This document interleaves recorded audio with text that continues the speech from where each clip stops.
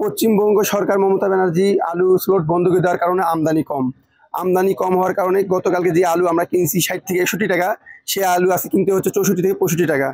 দীর্ঘদিনের আলু ঢুকতেছিল, আলু ঢুকলে ওদের সবাই কর্মজীবী সবাই বাঁচত।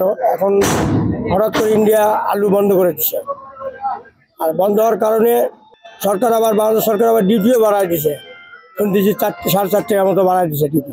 কয়েকদিন আগে থেকে ইন্ডিয়া স্লট বুকিং বন্ধ করে দিয়েছে মমতা ব্যানার্জি, যেটা ইন্ডিয়াতে ওদের খুচরা আলুর দাম বৃদ্ধি হওয়ার কারণে ওরা বাংলাদেশে আলু না দেওয়ার জন্য ওরা প্রস্তাব করছে, স্লট বুকিং বন্ধ করে দিয়েছে হঠাৎ করে। এতে আমাদের অজান্তেই এইসব কিছু হয়ে গেছে। আমরা জানি না, আমাদের রাস্তার মতো অনেক গাড়ি মাল কিনা ছিল, এই মালগুলো হঠাৎ করে আমাদের ঢোকা কষ্টকর হয়ে গেছে।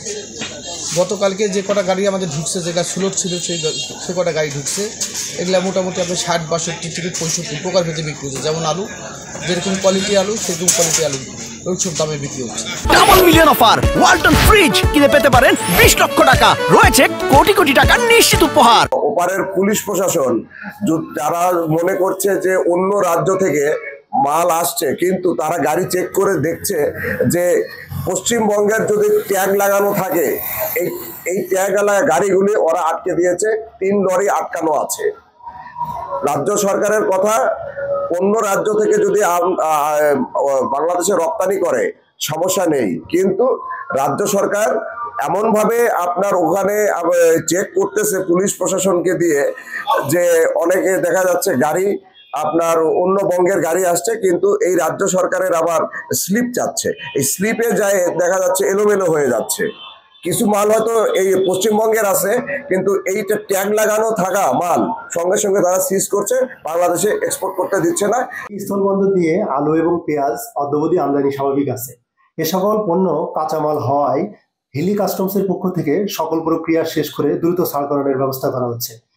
স্থানীয় একাধিক ব্যবসায়ীর সহযোগিতায় এবং সূত্রে আমরা জানতে পারছি যে আলুর একাধিক স্লট ভারতের পক্ষ থেকে বন্ধ হওয়ার কারণে আগামী দিন থেকে আলু আমদানি হওয়ার সম্ভাবনা কিছুটা ক্ষীণ। আলু স্লটটা বন্ধ ছিল, এটা 2 দিন হচ্ছে আবার চালু হয়েছে। গতকালকেও কিছু সময়ের জন্য বন্ধ রেখেছিল, তারপরে সন্ধ্যার পর থেকে আবার চালু করেছে।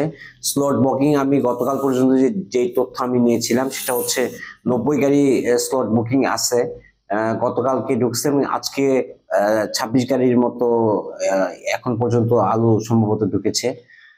আগামীকাল থেকে স্লট বুকিংটা বন্ধ হয়ে যাচ্ছে। এটা পশ্চিমবঙ্গ সরকার এটা বন্ধ রাখতেছে। আমরা ভারতের কেন্দ্রীয় সরকারের এখনো পর্যন্ত কোনো আমরা ডকুমেন্ট পাইনি আলুর ব্যাপারে। পেঁয়াজের আমদানিটা স্বাভাবিক আছে এবং স্বাভাবিক থাকবে।